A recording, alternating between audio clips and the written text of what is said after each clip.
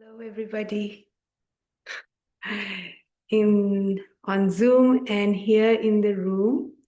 Here we are at Santi Monastery again. Um, and I am not the only person in the room today. You'll be very happy to know there are 4 nuns here and 4 lay people here. In fact, I will show you everybody here. There's Venerable Terika, and then there's Venerable Nirodha. And right at the end is Venerable Karunika. And turning around, there's Auntie and Sujiva and Darshini and Ursula. So we're not alone. All right, here we go. Yeah. Okay, so let's hope everybody is settled down and ready for today's session. So we'll begin with half an hour of meditation. So I hope we are ready for that. Okay.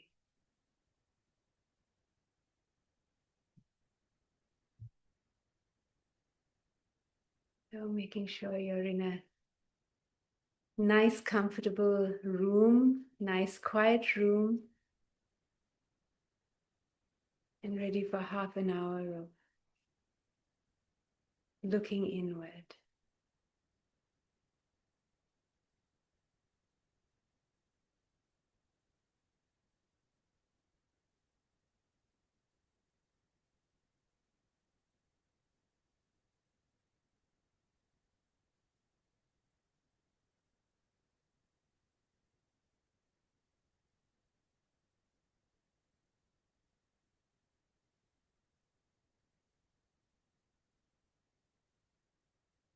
So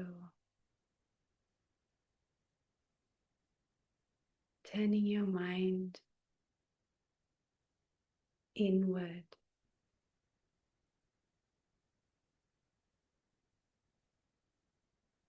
Leaving aside all the busyness of the day.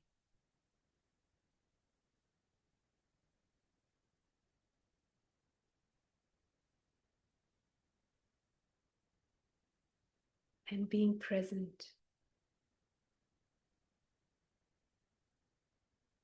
Being present with your own body and mind.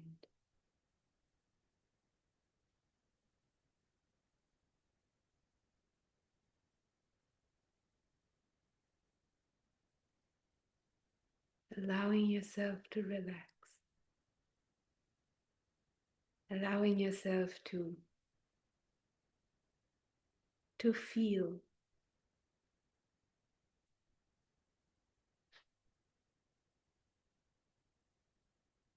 Giving yourself permission for anything to come up.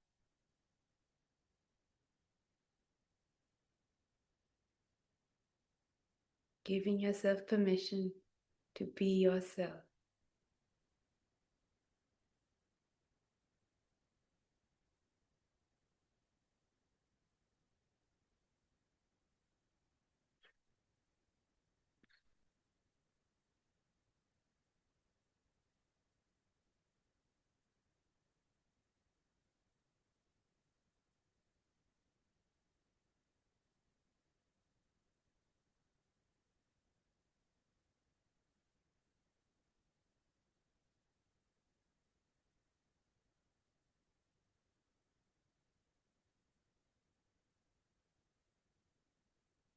Noticing your body.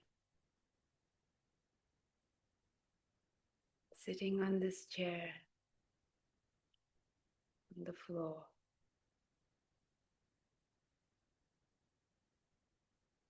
In this space.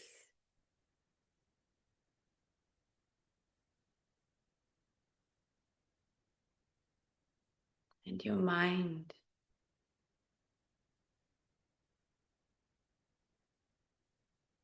With all its feelings and emotions.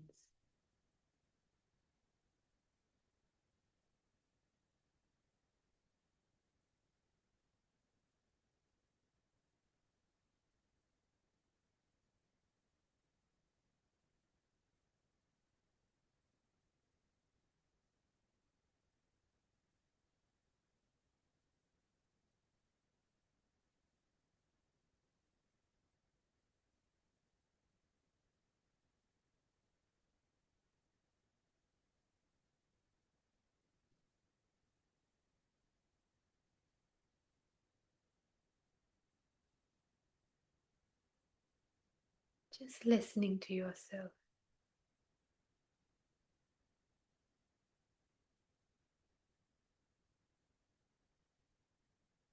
Or telling yourself anything, but just listening.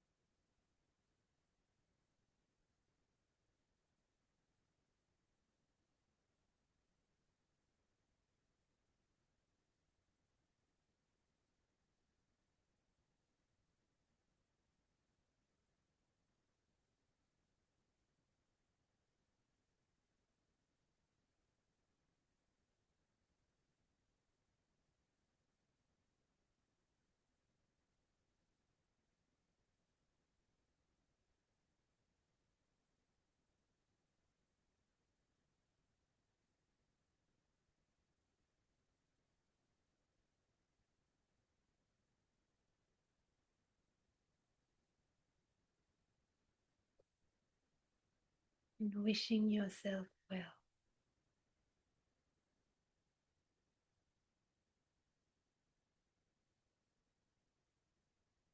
Wishing yourself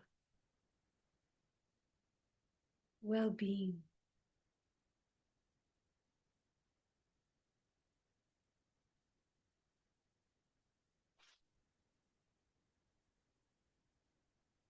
Feeling okay to feel whatever we feel.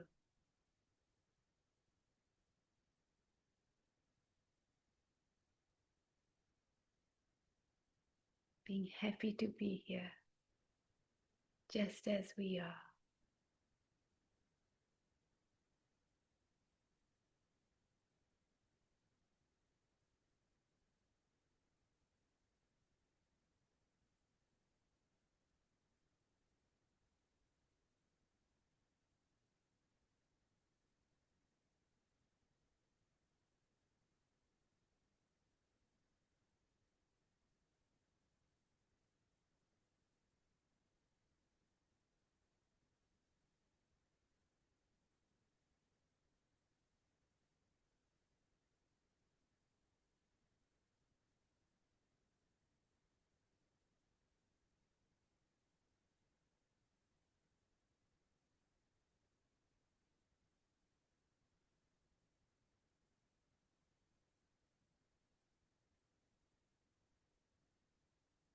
Notice how you feel.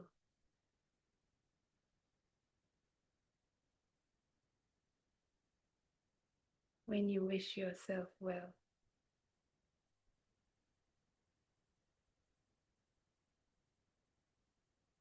When you're good to yourself. When you accept yourself.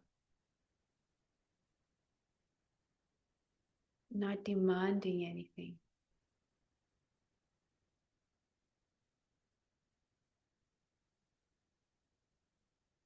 But being happy to be who we are.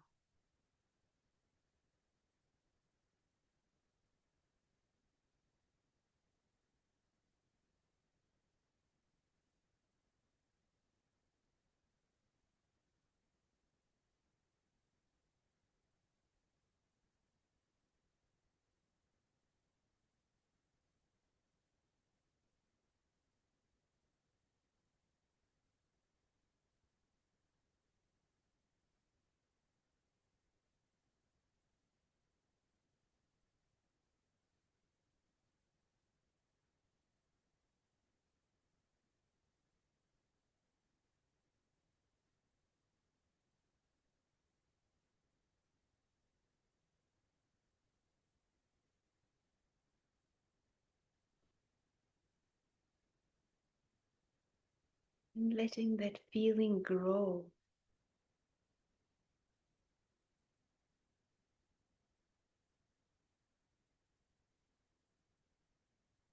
Letting it go beyond just the boundaries of ourselves.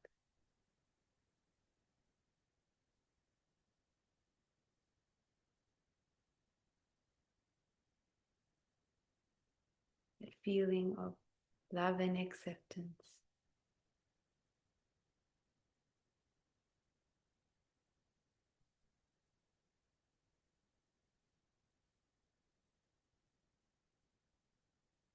And turning it towards the people around us, perhaps in the Zoom room, perhaps in your house, and in this room that we're sitting in Sampi. That same feeling of wishing well-being, goodwill, true happiness.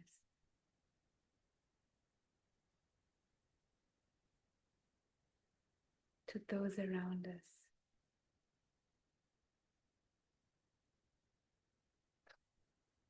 Peace of mind.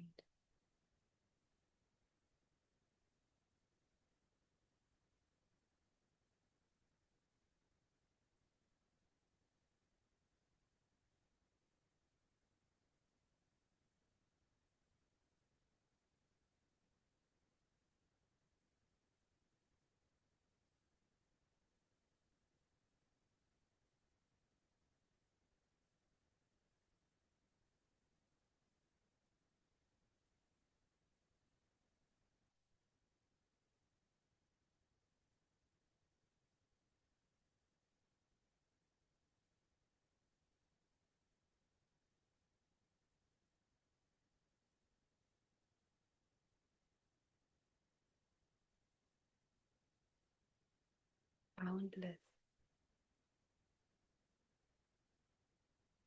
We continue on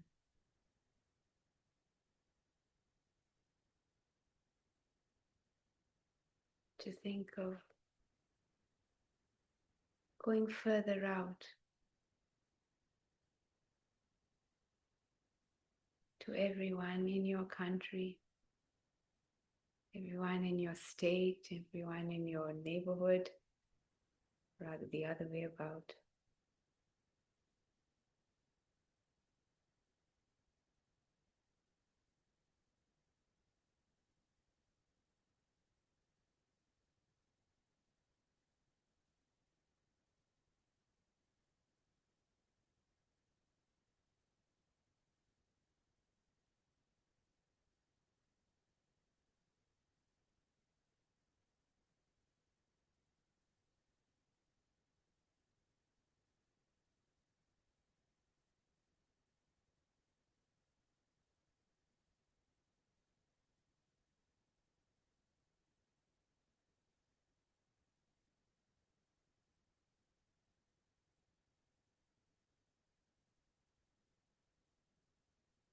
And finally to the whole world, the entire planet, with all its myriad people,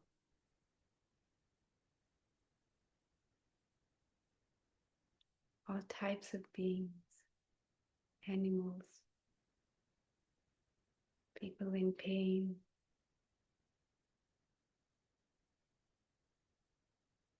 people who are all right,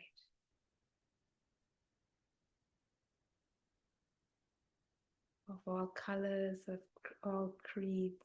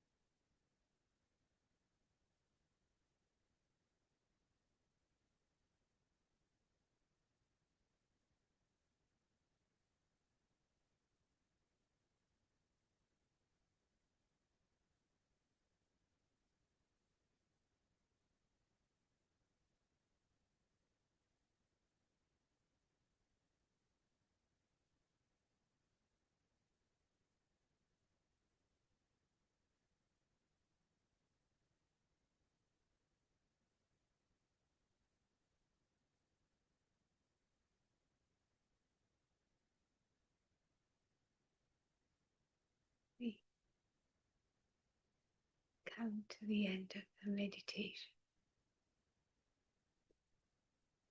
But before we do,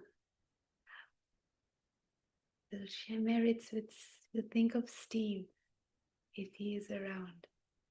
Steve is Ursula's brother who passed away barely 24 hours ago. He may be still around. Those of us who know him, and those of us who don't. May he delight in all of us being here and what we are doing.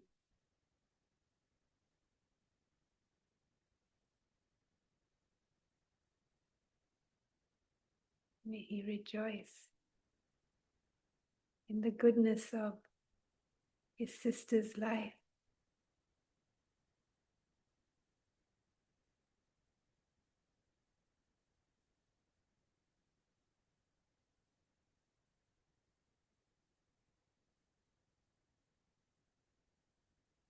And may that joy lift him up.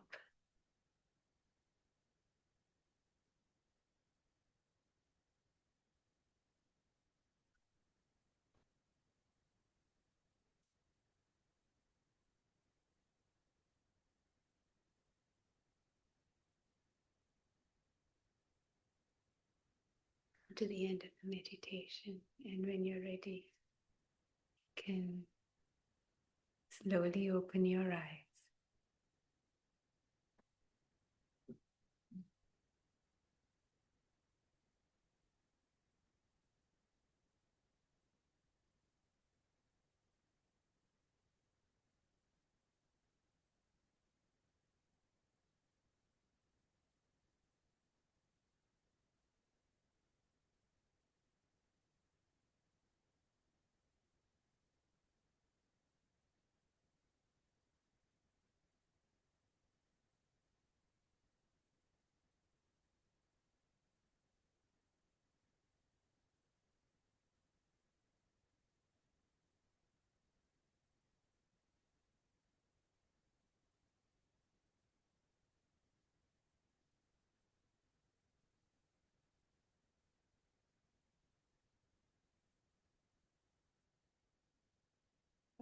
Sadhu, sadhu, sadhu, sadhu. I don't know about you in the Zoom room, but in this room here, the joy is palpable.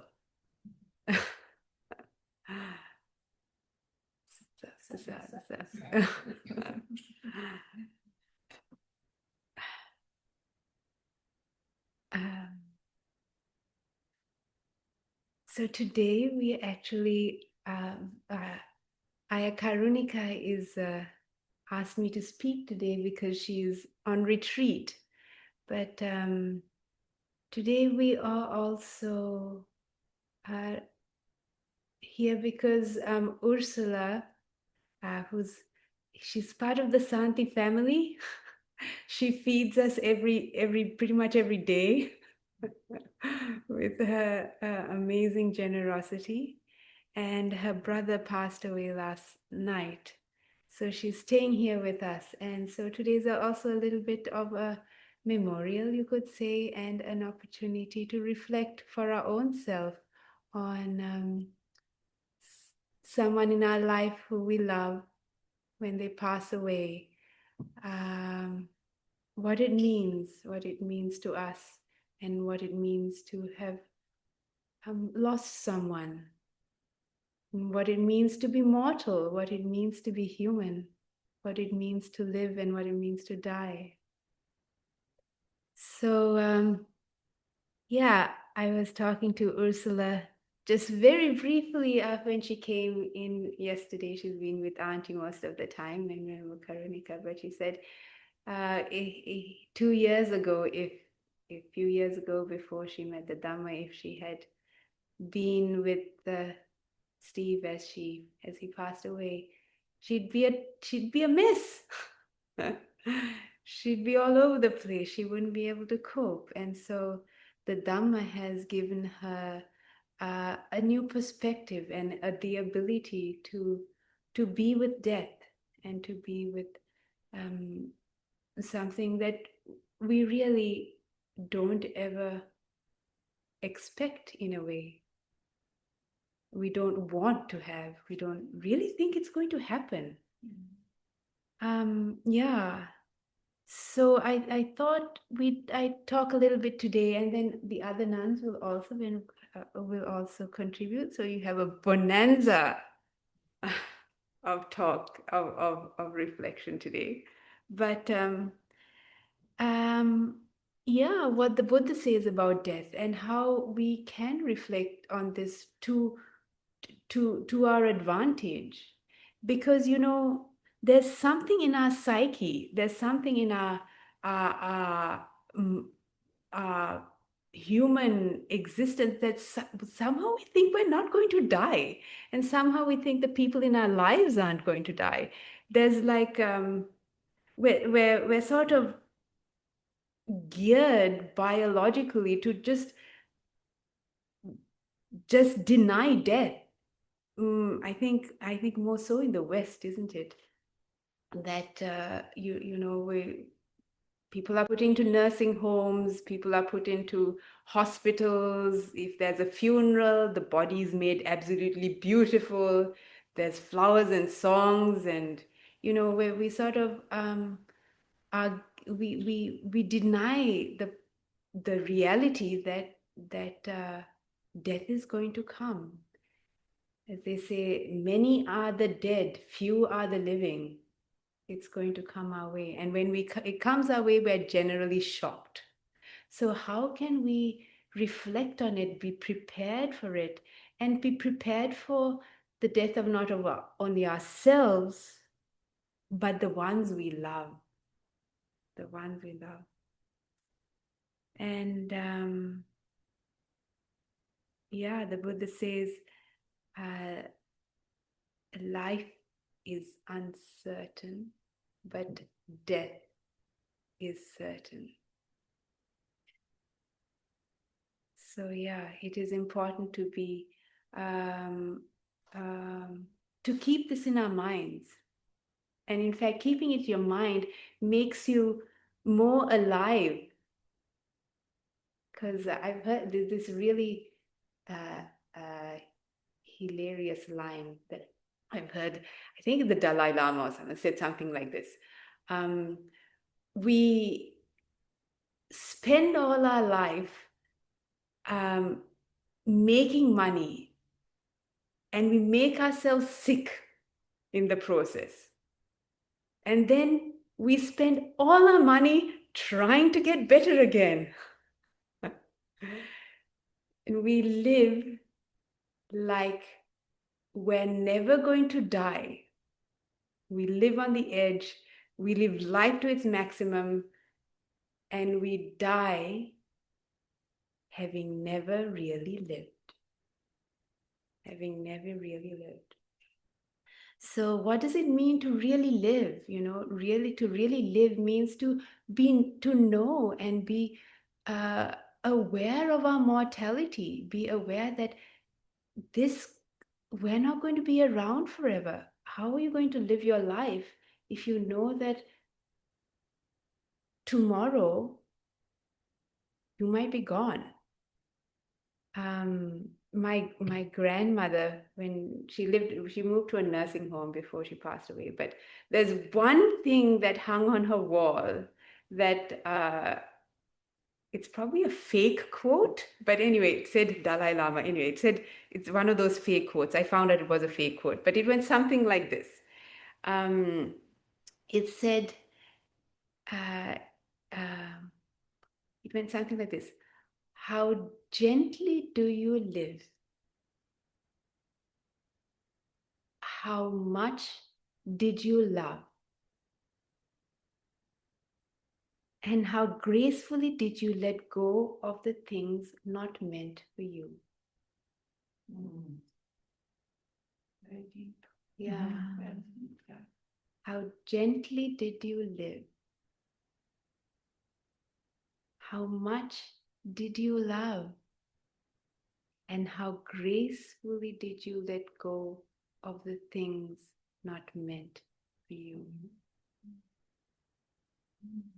Yeah. So how gently did we live? Because most of the time living in the city, we live such busy lives.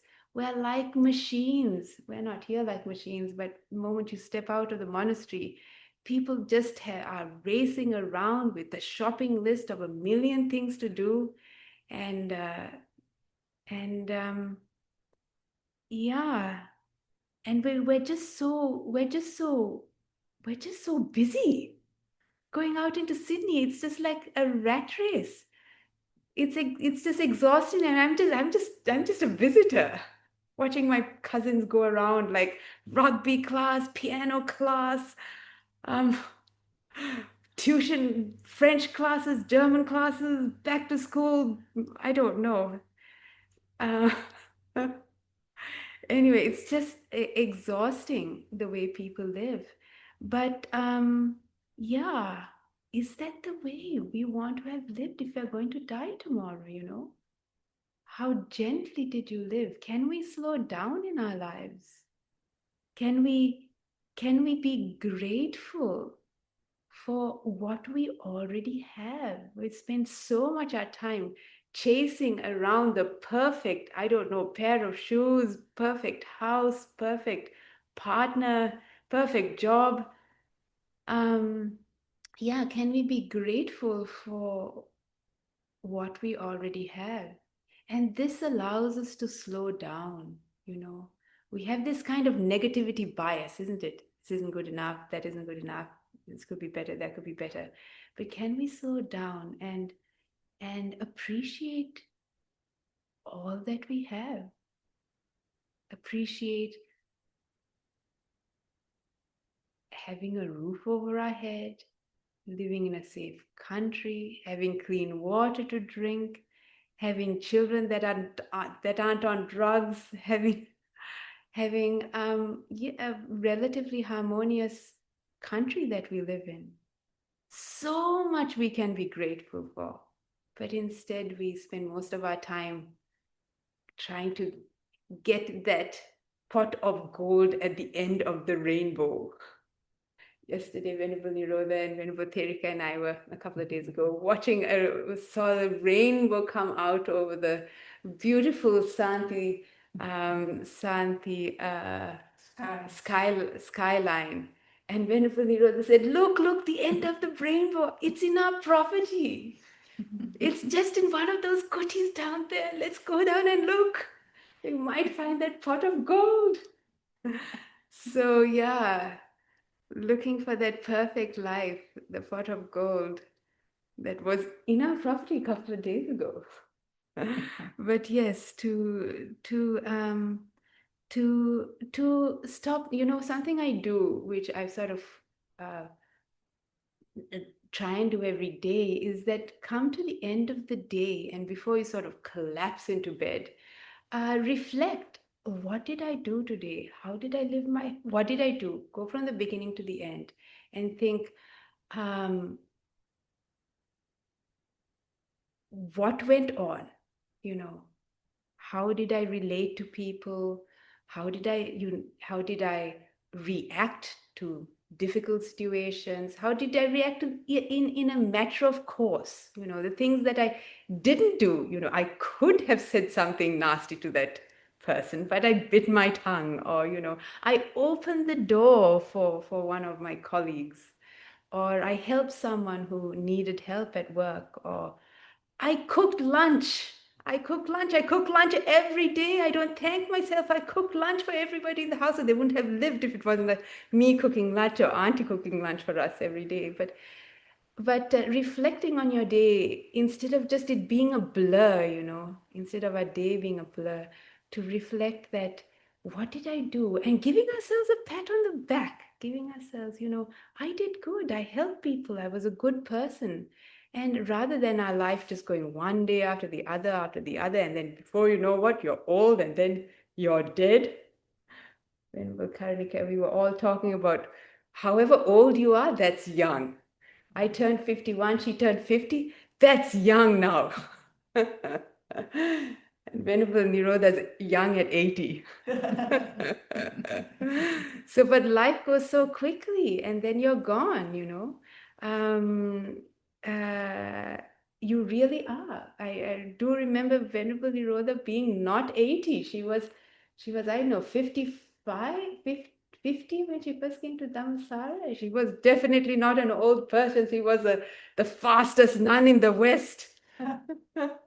So, but now she's 80, and soon she'll be gone. So that's how our lives are. We'll soon be gone. It's going to happen in no long time.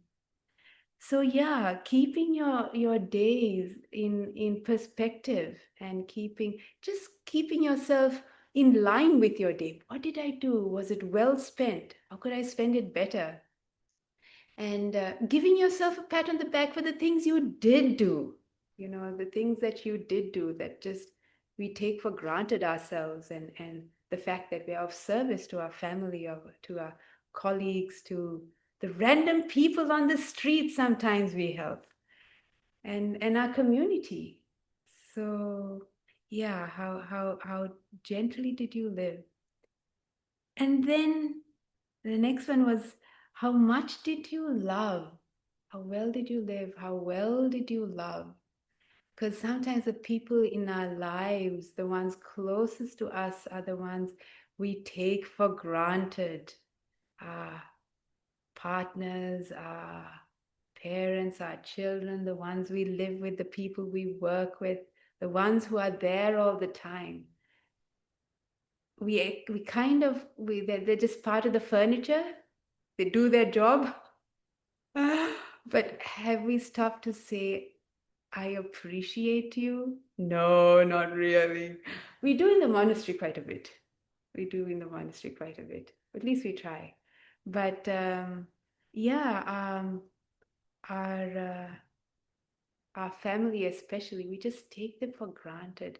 Ursula's very good.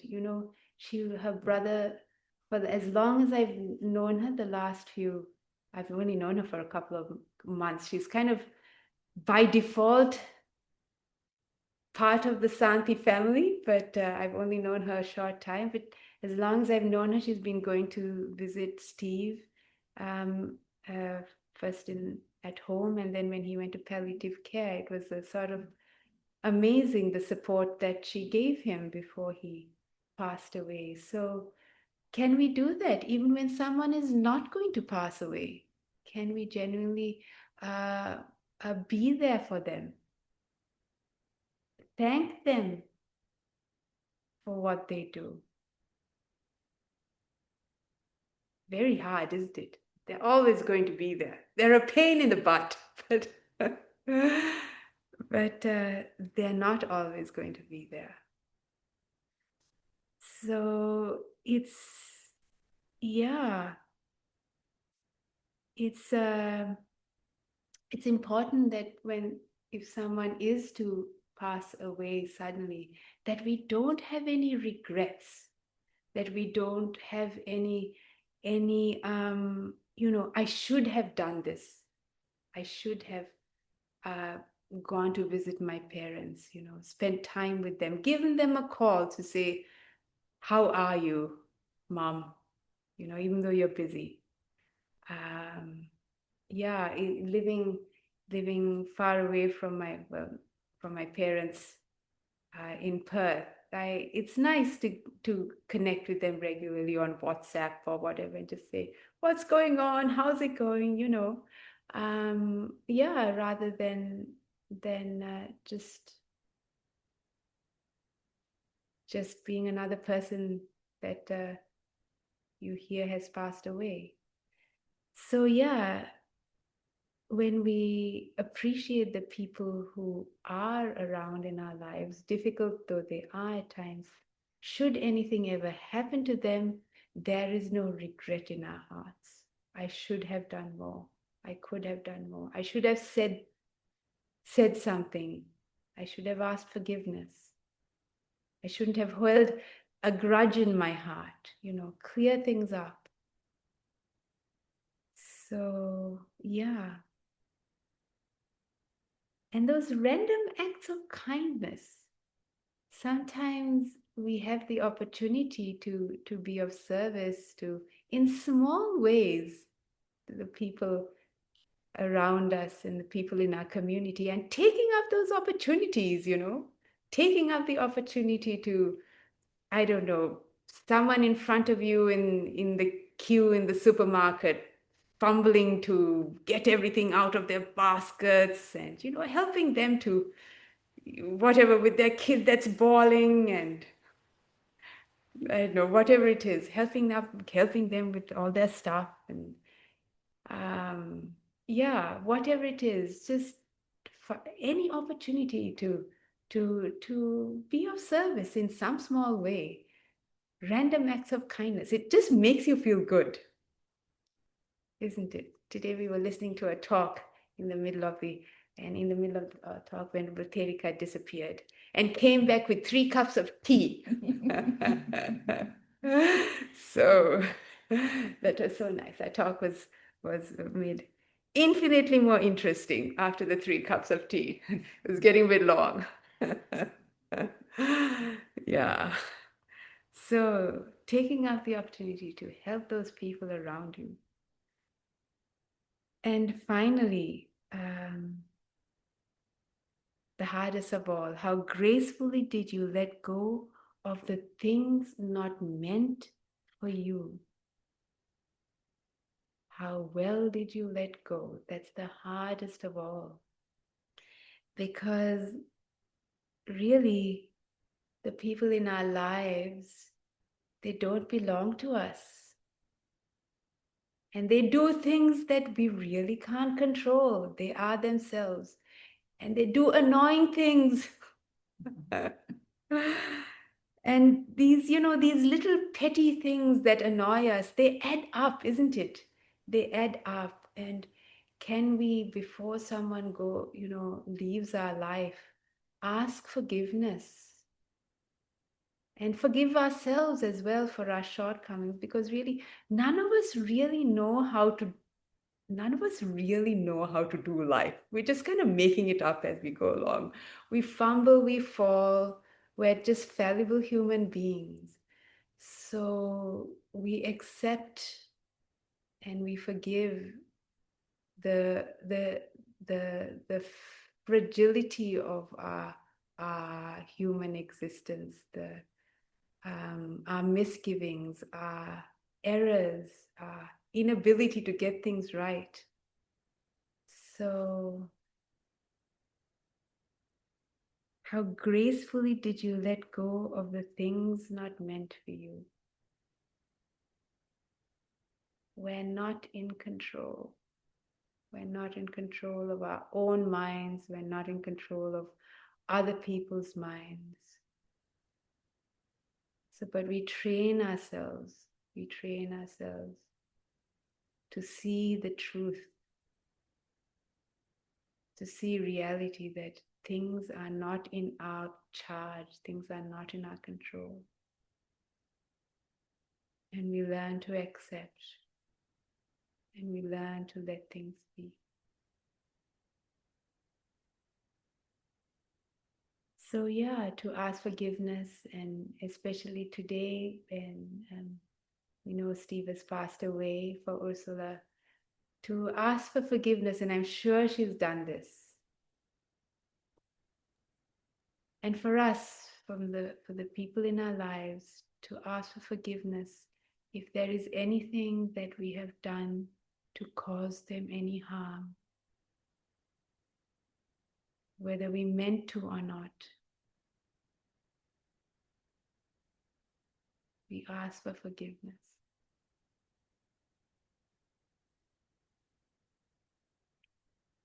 And we also forgive Steve, all the people in our lives, for all the little things that they might have done to hurt us.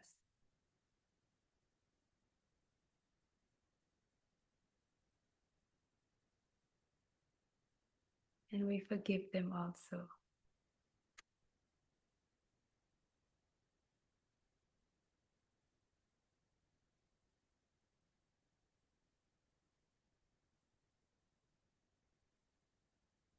Yeah.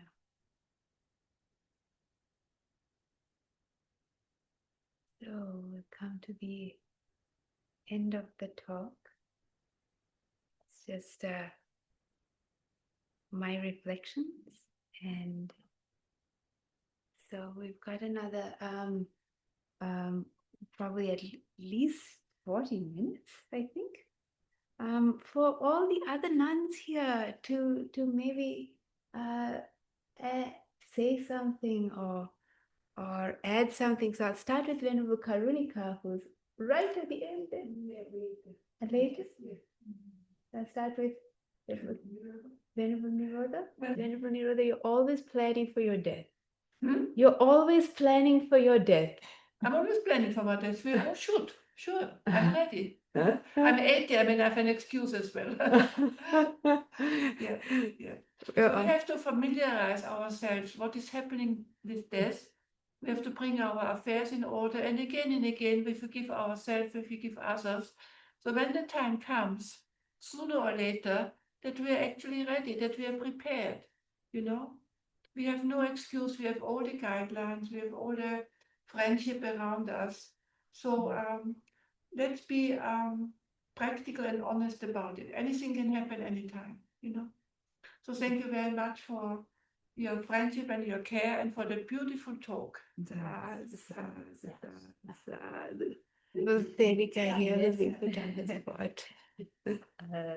It's a very beautiful and meaningful Dhamma talk, Bhikkhuni Wahanse. Thank you so much for your teachings.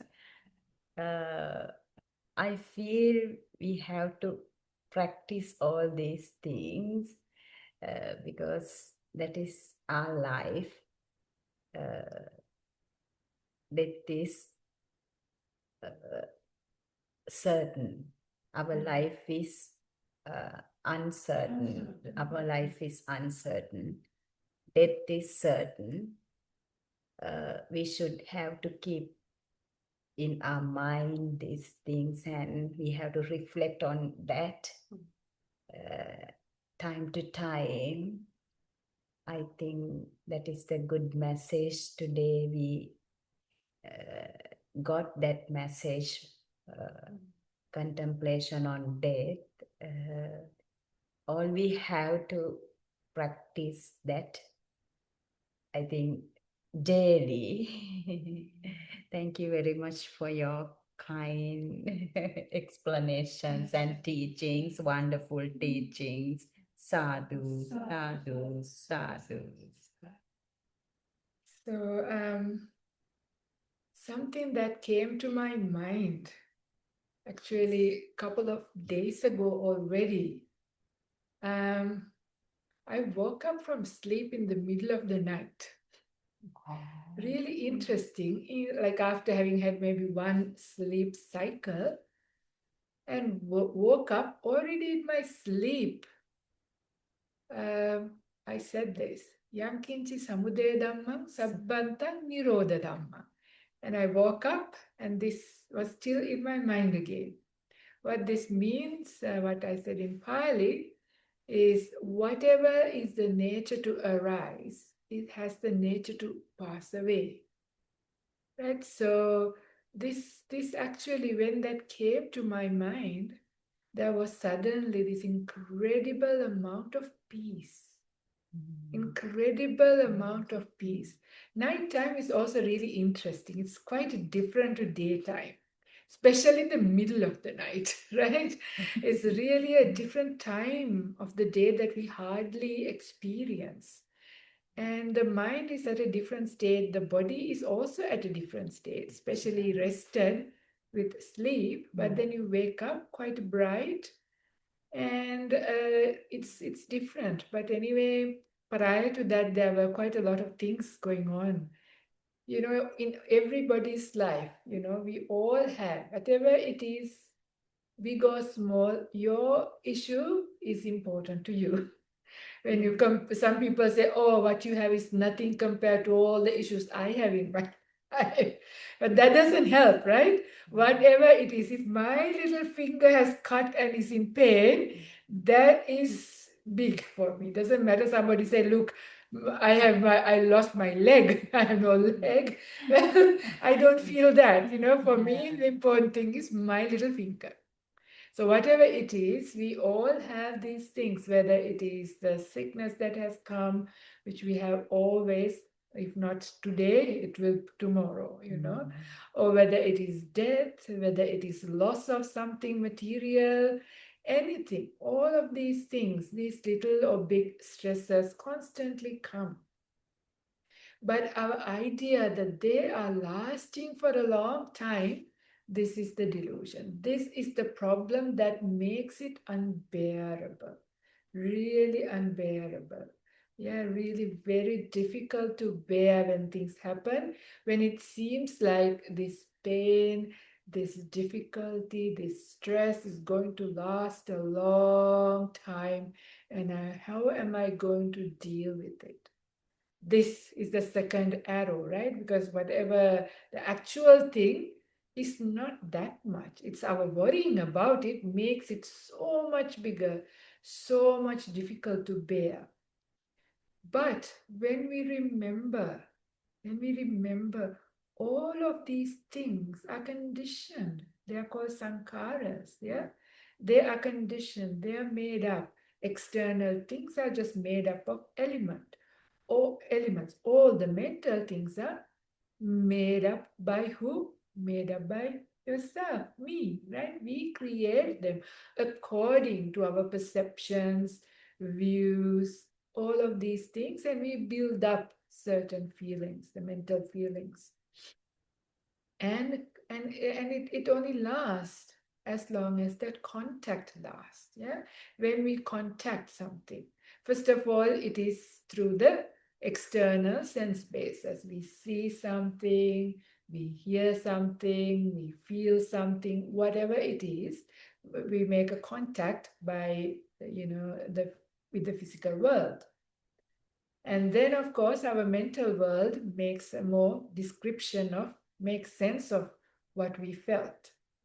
And we try to comprehend it, understand it, and then our views and opinions come in, and we create a whole story, an entire perception about it. This is good, this I like, or this is bad, this is difficult, this is problematic. Whatever it is depends on what information and what perceptions you have, and also your mood, and you create it at that time. It's a mental contact. As long as you contact it in that way, it is there and it is a problem. But when it passes away, when that contact also soon passes away, we can't hold on to any of the contacts, right? They too arises and passes away. That's why even the really nice ones, which we want to hold on to, also cannot hold on to. They too pass away. But our problem is we forget this truth, that whatever is the nature to arise is the nature to pass away. When we forget that, we are in the darkness. And that is when that idea of permanence, this difficulty, unbearability sets in, and then it becomes difficult. But our entire life, how much of what even happened before, that really beautiful Dhamma talk that Venerable Upekkha gave just minutes ago, finished now. Yeah, finished now. So, but of course we can recollect and make the mind contact. But her beautiful voice, the way she expressed things, it's finished now. It's ended now. Yeah, all of these things end constantly. But our thing is, we never look at the end because something else starts. Yeah, so we always focus on the starting, always from somewhere to somewhere, beginning to beginning. And because of that, we just have an endless chain of beginning things and things. We never see things ending. So it's okay with the good things, but when it comes to difficult things, when we forget that those also pass away, that memory, the mindfulness about that is not there. So this is where we then create from sadness going on to long time grief. People can't let go. They can't see the times that they're not sad. Yeah, we are not constantly sad. Things happen. We could be worried, we could be happy, we could be loving, and then we could be sad again. So, but when we forget and we hold on to one thing, then we feel like we are getting overwhelmed. But when we remember this idea of whatever is the nature to arise has the nature to pass away, and more we see this in our day-to-day life, it is what we see is the contact, right? Arising of the contact and then passing away of the contact. Instead of giving attention to the arising of this contact and then jump into the arising of the next contact, instead we also need to see the passing away of the contact before we see the next arising. It's very subtle, it's hard to see, which is why we miss out. But as we practice, if we are interested into seeing ending of things and seeing the benefit of seeing the ending of things, then life becomes bearable. It is possible to live this life also gently, like how Venerable Upekkha mentioned, also to let go things very gently, because you understand there is nothing that can be held on to, not even this body and this mind, even this mind state that I am having right now. Maybe it is so peaceful, maybe the joyful, maybe blissful. Even that we cannot hold on to. It just changes and passes away. So when more and more this reality sets in, this right view starts to get inside of us, and when we slowly become that right view, then we have truly lived. We have truly lived understanding what this is about. And in the sutta, sometimes the Buddha mentioned this life is just like a dream. Yeah, we dream and then we wake up and everything is no more there. Isn't that the case? Yesterday, what was yesterday? Yesterday is now like a dream, let alone yesterday, this morning, this lunchtime, just a little before that. Yeah, even this Dhamma talk, everything as it passes away, it's kind of like a dream. There's not a big difference. So the more and more we see this, we are able to have some space between what is going on with life and our reaction to it. We can become much more not shaken by these things. Yeah. Otherwise, when things are happy, we jump up and down. When things are not so happy, then we fall down and cry. We go from one end to the other end. Yeah. And it is exhausting way to live life. And life never fails to give us challenges. But when we see more and more, all what is happening is just experiences.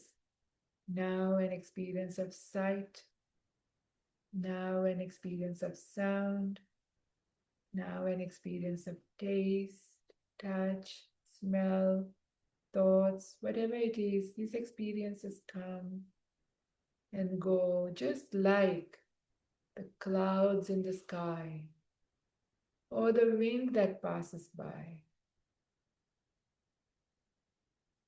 We can't hold on to any of these things. And even the concept, what we call as real, is very challenging. Becomes very challenging. What do we call as real? Something very deep, something to contemplate. What do you call, do you really love me? Do you really hate me? Do you really care about me?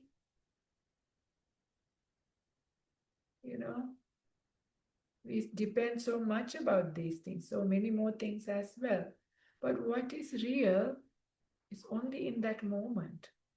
In that moment, you feel those feelings and you can say somebody, yes, I love you, I care about you, or when I hate you. It's true for that time. We all know how quickly these things flip, right? We could be so in love with somebody, and then something happens instantly, we hate them. Very quickly that can happen. Between love and hate, it's so quick. All the other emotions the same. When the contact changes, that's only the thing so only what is in the present, that's all there is. And when that passes, it's just like a dream. So, just this idea of, whatever is the nature to arise, is the nature to pass away, is such a beautiful way to bring peace, bring clarity into our life, to make perspective of what is going on with us. So powerful. And another very similar thing that we often chant at a time when somebody has passed away, this is the very common funeral chant, and that is Anicca Sankhara, Uppadavaya Dhammino, Uppajjitva Niruchanti, Tesam Rupa Samusuko. Similar kind of meaning. Anicca Sankhara. Anicca means impermanent. Are all these conditioned phenomena, sankharas are all these made up things, everything, the only unconditioned thing is nibbana, everything else is conditioned. Anicca sankhara, uppadavaya dhammino, whatever is the nature to arise is the nature to pass away. Uppajjitva nirujjanti, so whatever arise, pass away. Te sangupa samosuko, the subsiding, the stilling of all the phenomena, that is the highest form of this samosukha. So tesam upasamo. Upasamo means stilling, settling, making them to become still. All the sankharas becoming still. So anybody who's a meditator, we know, even when we meditate, when our minds become a little bit more peaceful, a little bit more still, even the body becomes a bit more still. How wonderful that is compared to a time when we are like a mad person running around doing many things. So what we call as multitasking through the day. Compared to that, just sitting down, reasonably peaceful.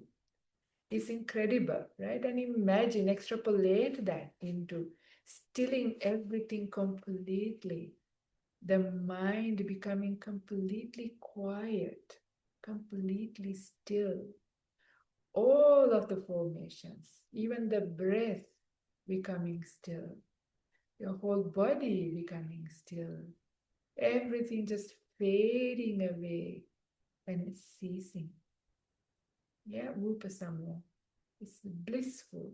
Just the idea, inclination of the mind into that is so beautiful. So this is usually for somebody who is fully enlightened, will be completely at Mahaparinibbana. So no more nothing. No more shaking, no more palpitations, no more moving on to anything.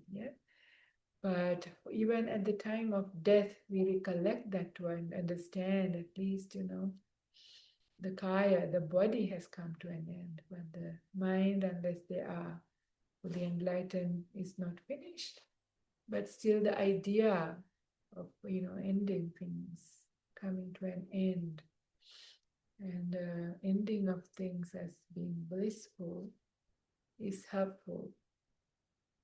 But another not so profound thing, but just a little thing, even for people when we see people who are sick and suffering and in incredible amount of pain, both physically and mentally, and when their time comes to an end, at least they are liberated the physical pain part. This is also sometimes good, just to understand, okay, at least that much they are now free. If they lived a life of, difficulty, at least some of them has now settled down.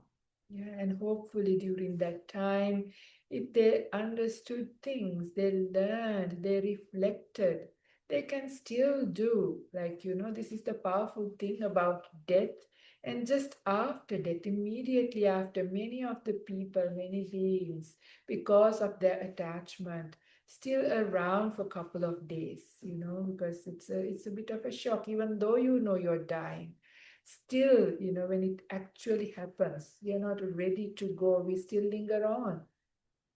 But as you are there, as you can still reflect back about the life that we lived, the lessons to be learned, because at the time, once the mind is released from the body, it has much more power. It sees many more things, many more perspectives, different angles. Yeah.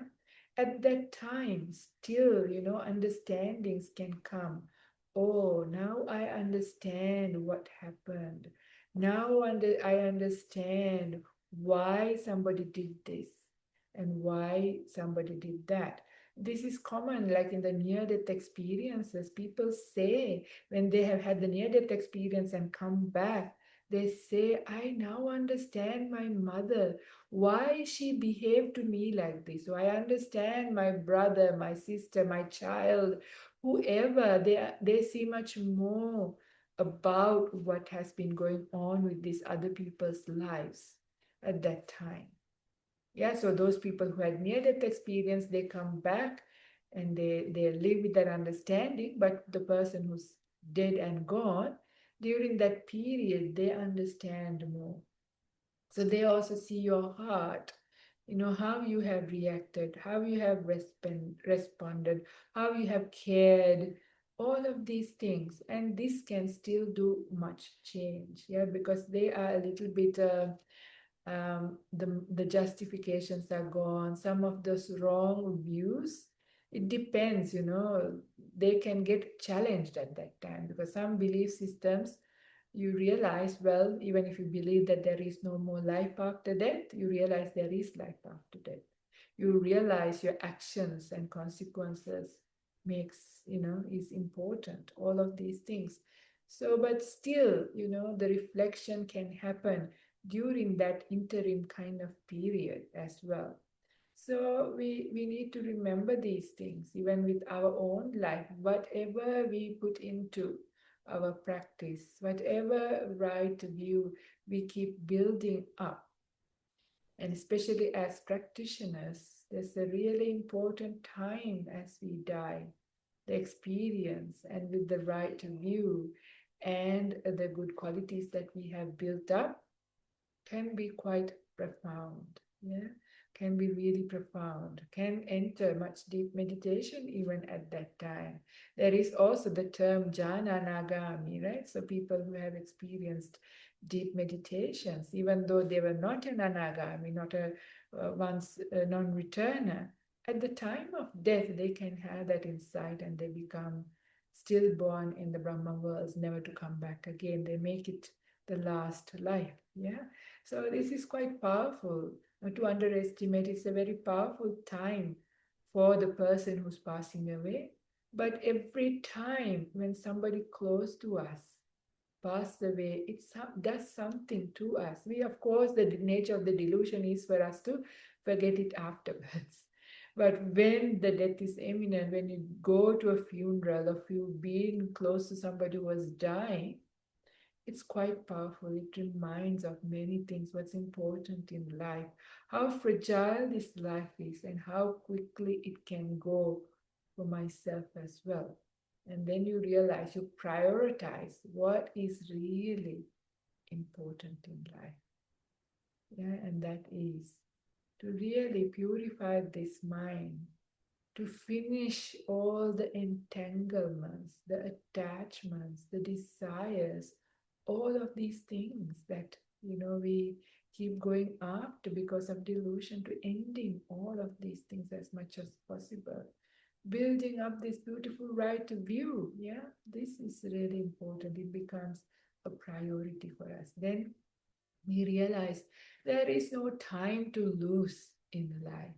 Never mind whether we have jobs to do, work to go, family to look after, whatever it is, there is still always time to practice because we are with our mind, right? We breathe during that whole time in the same way. And we think all the time, we think most of the time stupid things, right? Instead of being carried away thinking about stupid things, we can constantly watch our mind and see, these contacts constantly arising and passing away, the feelings that arise and they pass away, our reactions, our responses, all of these things that we construct as a result of the experience. All of these things, we can see habitually how we do these things. Not to control them yet, of course, later our idea is to navigate it through to the wholesome, but even just seeing what we are doing, what's going on and why, brings so much understanding. And that is also the way to try to forgive ourselves. We understand why we respond in certain ways, behave in certain ways. Then when we see why we do that, we see, okay, we've been conditioned. Don't even know why. We just do it. That's how we've always done that. And then we also understand why other people do. And we slowly start to see this non-self nature, just a conditioned process running its course. All these things come, they pass it on its own accord in some ways. But once you have mindfulness and a right view, then you can navigate it. Yeah, you can nudge it towards the wholesome. Otherwise, it just goes in all random ways. Whatever it is the most high impact, whatever conditioning you have, whoever you associate, all of those things just, carry you forward.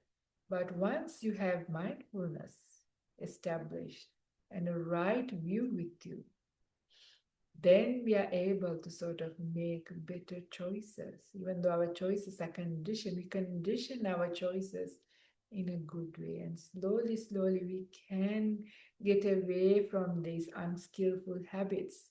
We can get away from the various entanglements.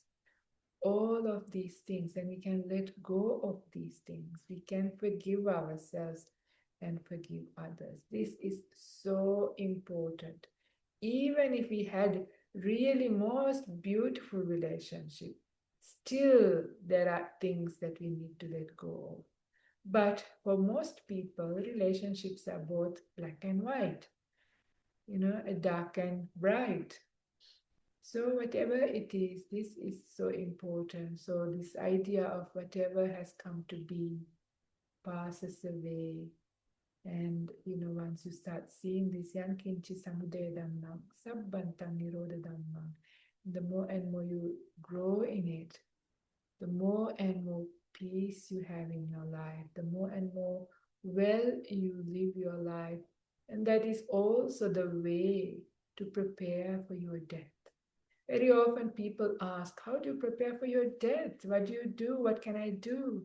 Well, this is what you can do. Live your life to the highest possible, best way where you grow in a right view, in wisdom, with mindfulness established.